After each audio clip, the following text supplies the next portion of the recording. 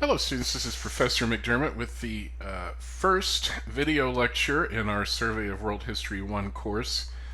The topic is prehistory, or the prehistoric period.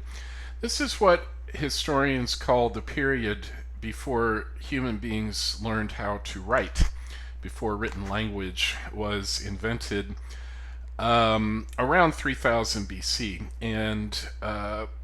So we have no written records from this time period, but it went on for a very, very long time. In fact, the part of human history that we have written records for is really just a small drop in the bucket compared to the many tens of thousands of years of human history before writing. And the lives of these many generations of human beings who lived before writing are always going to be somewhat mysterious to us, and what we know about them is very speculative and very vague. But we do have some sources of information. Fossils, of course, the fossil record, the remains of these people, and the animals that they ate, and the communities that they lived in. We also know something based on linguistic evidence. Linguists, by analyzing modern languages, can describe the movements of people during this period of prehistory and reconstruct those. And increasingly, scientists can do the same thing using DNA evidence, which can tell us a lot about the migrations of people before writing. But everything in this lecture is somewhat speculative and open to question.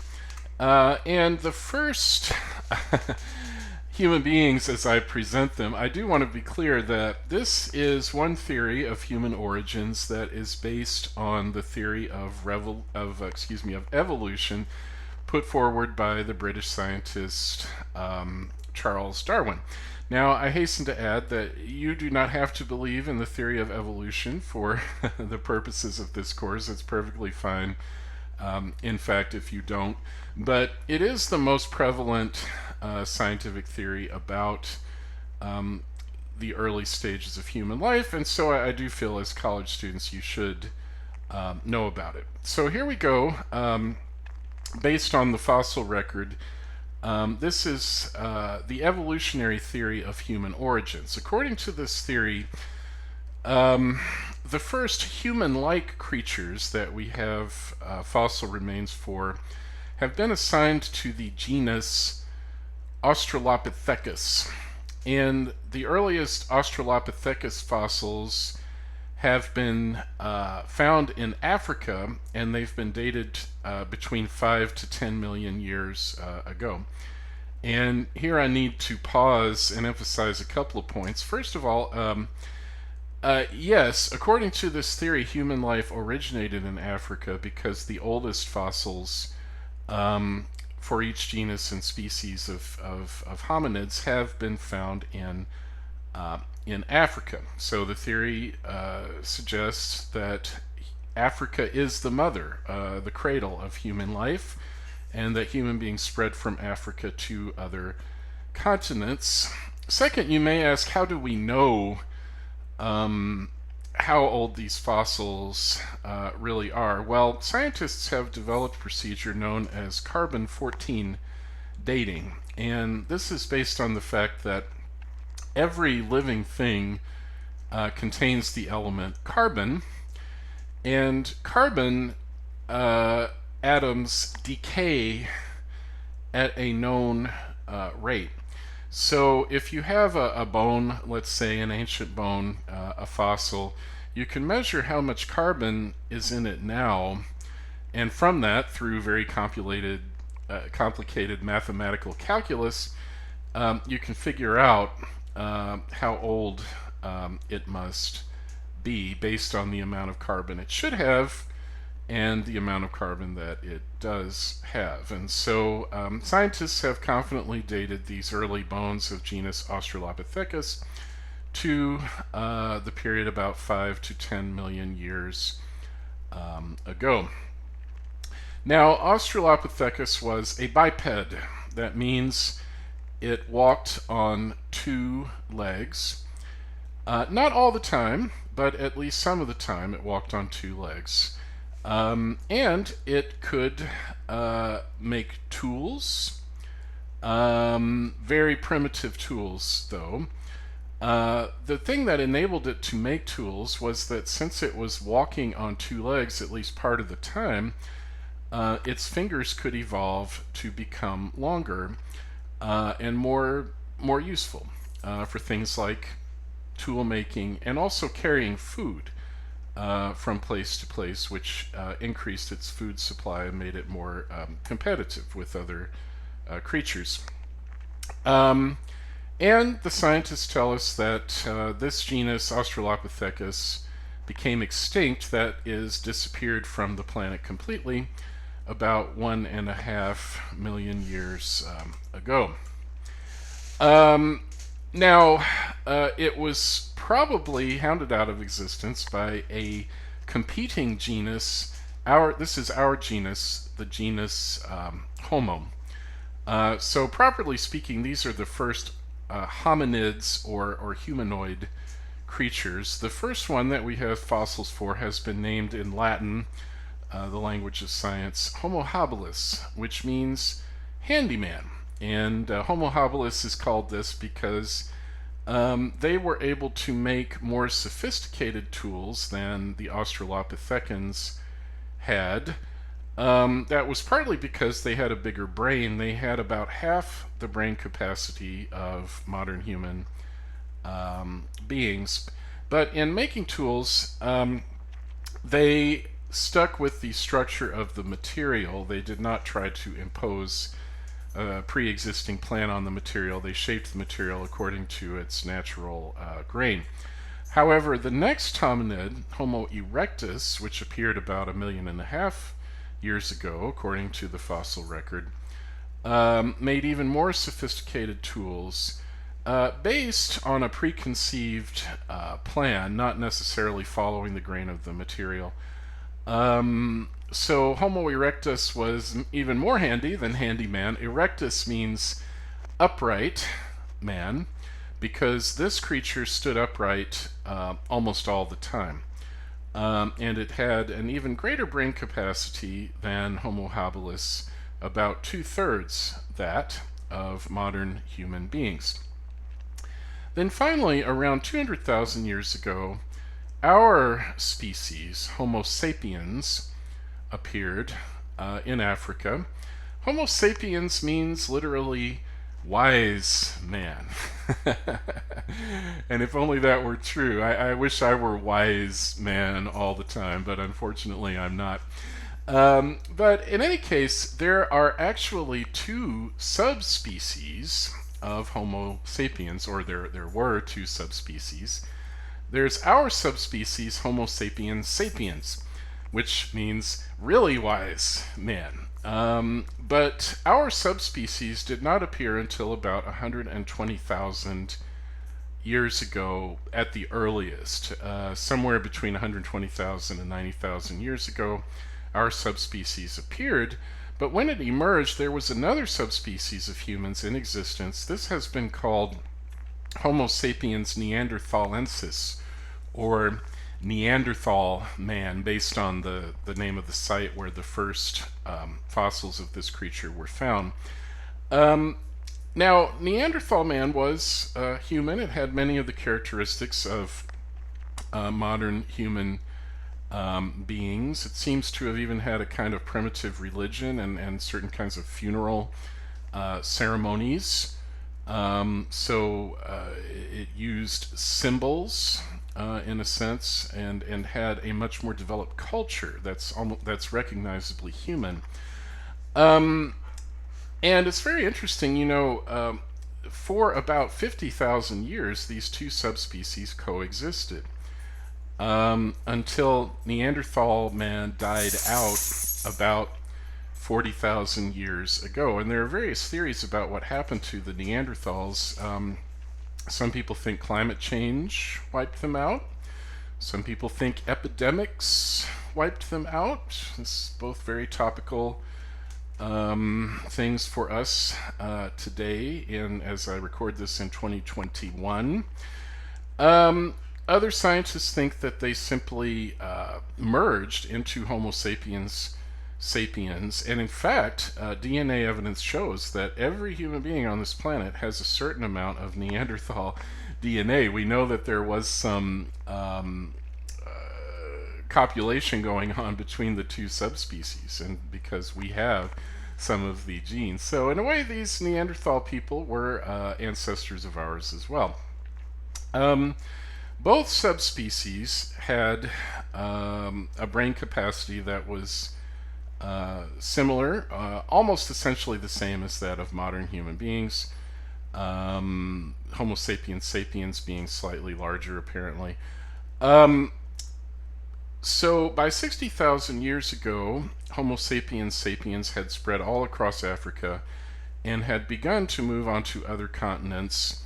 And by 10,000 years, by 10,000 BC, that is about 12,000 years ago, Homo sapiens had spread to all of the habitable regions of the world, and that led to an interesting effect, the origin of what we call race, which is obviously an incredibly important topic for historians, one that's had a huge impact on human life and human culture. But the origins of race are very simple. So, if human life originated in Africa, um, much of Africa is close to the equator, which means that the sunlight is much more direct, and so it was to the advantage of those early humans in their competition for survival to have darker skin pigmentation to block out some of those very direct rays of the sun. But as human beings migrated to colder regions of the world, like Scandinavia or Siberia, that it was no longer to their advantage to be dark skinned. They needed to have lighter skin, less melanin, so that they could absorb more of the rays of the sun. Because as you get closer to the poles, the sun's rays are less direct, and we need that sunshine. We need it to manufacture vitamin D in our bodies, among other things. And so it was to the advantage of people in those cold parts of the world to have a melanin deficiency, essentially, to have pale skin so that they could absorb more of the rays of the sun. And that is believed to be the origin of what we call race. There are very few biological differences between the different races. But obviously, this concept of race has had an incredible impact on human history, one that we'll certainly explore later in the course. Well, these were prehistoric people, and so we don't have any written remains of them. What we do have, the first cultural products that we have of human beings are artworks that have been discovered in caves in Europe, and mostly in Europe, some in North Africa. And these early human artworks really have a lot to do with the fact that these early humans were hunters and gatherers. They did not farm, they were not agriculturalists yet. Their livelihood was dependent upon hunting for animals and gathering roots and plants and wild plants and berries. And so these artworks show a tremendous respect for the animal kingdom, and almost an awe and reverence for the animals. We'll look at some more of these pictures and talk more about this shortly. So how did human beings begin to farm and to practice agriculture? Well, this very important development seems also to have happened in Africa. In the Upper Nile region, if you look at the map, the Nile River, the longest river in the world, is a river in northeastern Africa. Starts at the Nile Delta in modern day Egypt and flows, well, you see it on the map going southward. Actually, I misspoke there. The origins of the Nile are in the mountains farther south in Africa, and then it flows northward and empties into the Mediterranean Sea. But human beings living in the Upper Nile region, that is south of present day Egypt, are the first known farmers. And they were encouraged to develop farming by a period of climate change that took place in Africa between 9000 BC and 6000 BC. This is called the African Wet Period. Nowadays, much of this region is part of the Great Sahara Desert and is not suitable for agriculture, but during this wet period, it was very green and lush because there was a lot more rainfall than there had ever been before, or than there has ever been since. And so it was easier for human beings to begin experimenting with farming. And the first two domesticated plants were sorghum and millet. Now, millet is a pearl-like grain plant. Millet looks somewhat like the real hominy grits that you can get, the big pearls that you may see in a really authentic Southern cooking restaurant. Sorghum is actually eaten still today. In this country, it's mostly eaten in the form of sorghum molasses, which is a syrup that older people like my mom, who's 82 years old, really like to eat on their biscuits. I personally don't like it. It's not very sweet. It's actually kind of bitter. And I have a sweet tooth, so it's not really to my liking. But older folks kind of grew up with this in the South, especially, and they still eat it. So, as these farmers in the Upper Nile region in northeastern Africa began growing sorghum and millet, of course, when they chose what seeds to replant in the following year's growing season, they selected the seeds from the biggest and most fruitful plants that they had grown in the previous year, because they wanted to have big fruitful plants the next year. And so the farmers began to select the plants, trying to get that larger size and that greater abundance and fruitfulness. But it's very interesting that plants in the wild, the bigger plants, actually were less able to compete with weeds in their environment. And so that meant that these larger plants were actually dependent on human beings to weed out the fields where they were being planted if they were going to survive. And of course, human beings, as they got used to having these crops growing year after year, became dependent upon them as part of their food supply. And so what we see here is the beginning of a mutual dependency between human beings and the natural world. The human beings needed the plants increasingly in order to survive, and actually the plants needed human beings as well to take care of them. So now, of course, these early farmers had an increased food supply, which led to other innovations. Storing the food meant that they had to have something to store it in, and so pottery was invented in northeastern Africa about or somewhere before 8000 BC.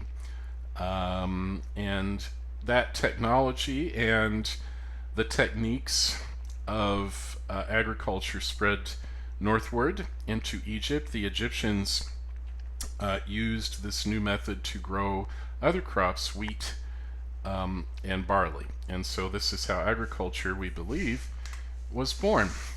Now, there's another type of agriculture what we call pastoralism that doesn't involve growing crops, it involves domesticating animals. Okay, so sheep, goats, pigs, horses, what have you, cattle, and oxen. Okay, and in fact, the first domesticated animals, farm animals, seem to have been wild cattle, which these African pastoralists managed to tame and begin herding between 9,000 and 8,000 BC. Now, we see with early pastoralism the same effect that we see in early plant farming. Now, if you're a farmer, of course, you don't want to have little skinny cows. You want big fat cows, right? You really want to feed them and fatten them up because you're going to get more meat when you slaughter them, right?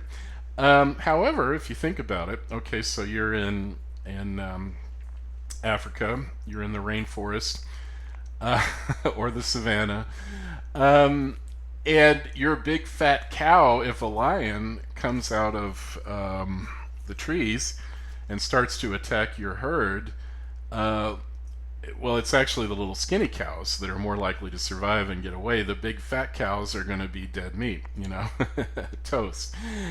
So once again, you see here that human beings selected for larger animals, but those larger animals required more human protection. They required shepherding. They required guarding. And so here too, you see the mutual dependency. Human beings needed the animals for food. They needed them for milk, and also for the skins, which were used for clothing and so forth. But these larger domesticated animals needed humans to protect them as well. Later in human history in West Africa, I want to talk about the agricultural system there. During the African wet period, the people who lived around the Niger River in West Africa began to grow the vegetable we call yams, which are slightly different but very similar to sweet potatoes. It's interesting that there was really a division of labor between men and women in these West African cultures. The men's job was to make axes, first of all, stone axes, which they then used to clear out land, farmland where the yams could be grown. Also, other crops that came in later, like oil palms, peas, and ground nuts. The men's job was to clear the fields for those crops. But the women's job was to actually plant and maintain the yams and the other crops in the field. So the women were actually the farmers, and anthropologists think that this gave them a higher status in the societies of these West African peoples, because in those cultures, property is actually inherited through the female line. The men own the property, but instead of inheriting a farm, let's say from your dad, you would inherit it from your mom's family. And that is how it was always done, passed down through the female line. We call this a matrilineal system, very characteristic of these West African people. Another crop that became very important in West Africa was rice. Rice cultivation starts somewhere between 3000 and 1000 BC. And it's interesting that in later years, when racial slavery began well, it really begins in the late 15th century, but as it unfortunately spread and developed, many of these West African people were kidnapped and they were enslaved and they were taken to America to be farmers. And they brought with them their knowledge of how to grow yams and rice. And it's no accident that in Georgia, these were among the earliest crops that were successfully grown, because these West Africans brought their expertise with them, and put it to work after their enforced arrival in North America, in the colonies of Georgia, South Carolina, where rice growing was really one of the cash crops. All right, so I promised that we would look at more of these pictures. On the left, you're going to see more images from the cave art. By the way, this is where we get our stereotype of the caveman. You've seen those commercials with the Geico caveman, right? All hairy and rough and so forth. Actually, early humans did not all live in caves, but that stereotype got started because a lot of the artifacts that we found were in caves. That the things survived because they were preserved in the environment of the caves better than in other environments. So we get that idea of the caveman. On the right, you're going to see examples of what's called North African rock art. These paintings that were found on rocks in North Africa, and the cave art is earlier, so you see that these two pictures on the left from the caves of Lascaux in France have been carbon dated to about 15,000 BC. Ca means circa, around 15,000 BC. The rock art is from a somewhat later period, after the invention of agriculture and pastoralism, dated to between 5,000 and 3,000 BC. All right, so take a look here. We'll come back to these images, but take a look at the images on the left of the caves of Lascaux. See if you can see any people in the images on the left. And then on the right, take a look at the people and the animals and the pattern that you see there. All right, next to this image on the left, this is an aurochs. This was a giant ox that's now extinct, but that apparently lived in Spain somewhere between 14,500 and 12,000 BC. We have this from the cave of Altamira in Spain. On the right, you see a standard bull or ox depicted in North African rock art. Familiar to us, these are still around today, from the later period.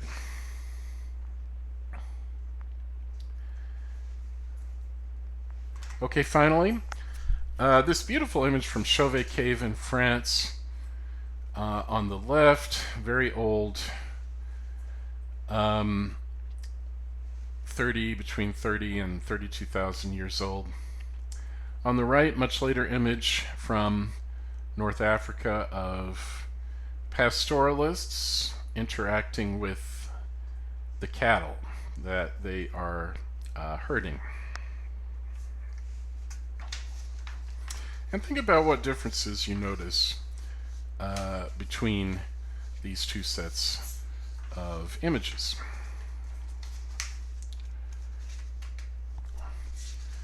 All right, let's go back to the first set here. So I asked if you could see any people in the really ancient images on the left. Well, I only see one.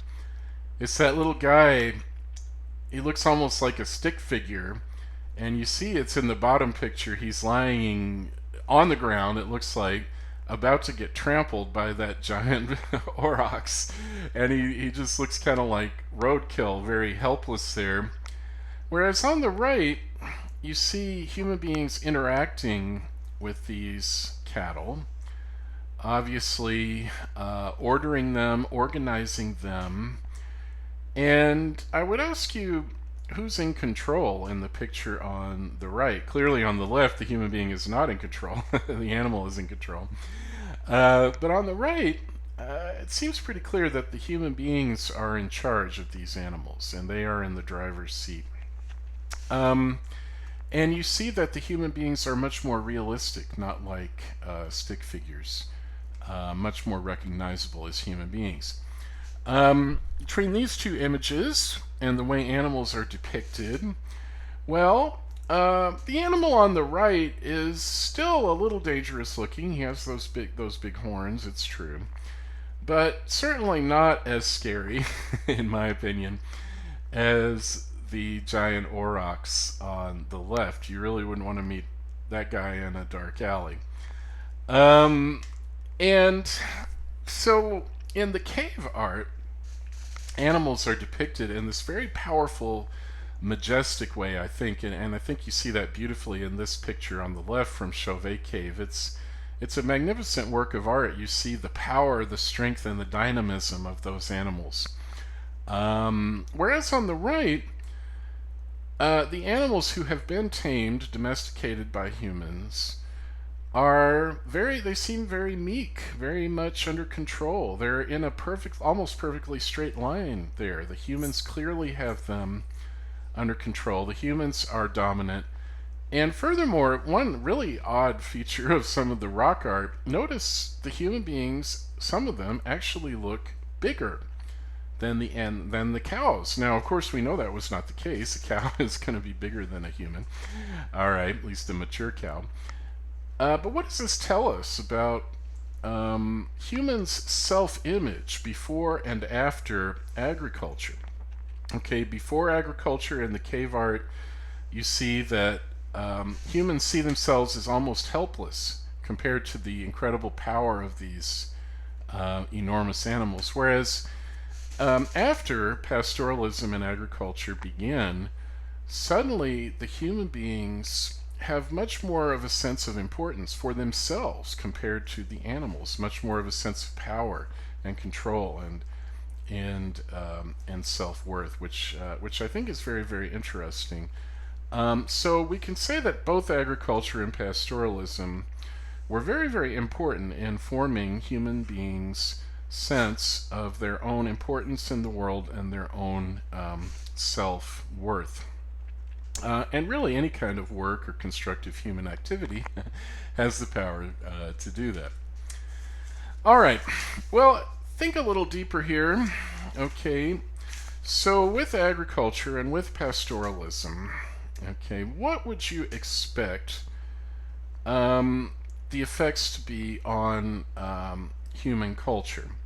First of all, would you expect people to have more babies or fewer babies? Would you expect families to get larger or to stay small?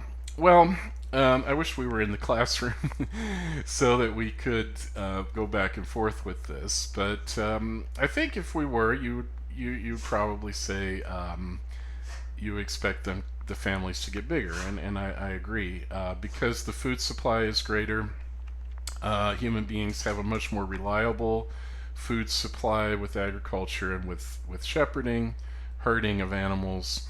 And so women are going to live longer, they're going to have better nutrition, which means that they're going to be more capable of conceiving babies and carrying them to term and surviving childbirth, and living longer and having more babies. And so definitely there was a population increase as a result of agriculture and pastoralism.